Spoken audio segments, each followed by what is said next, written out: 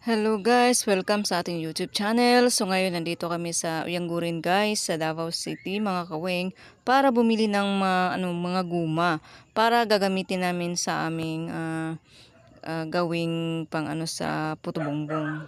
Ayan. So, napapansin nyo guys, maraming guma talaga ito. Iba't ibang guma na mayroon dito, no? May itim, may pula, may green. So, ito, may itak din silang binibenta guys. Ito ay, anong bang tawag ito sa amin?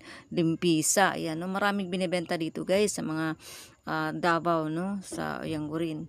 So, may ano pa dyan guys? Ano bang tawag nito, no?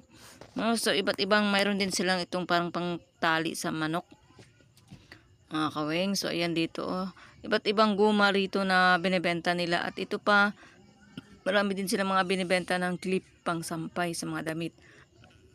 At ito pa, marami pa guys, mga kaweng. So, ayan, may mga container, may mga lubid sila na abaka dyan. At marami talagang mga guma. Kasi dito guys, makakamura ka talaga mga kaweng.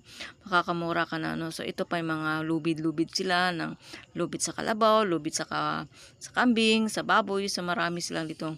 Ito at ito yung nagbumili ako ng pang clip, no, sa sinampay. For only 180 per kilo. And ito yung aking guma na nabili.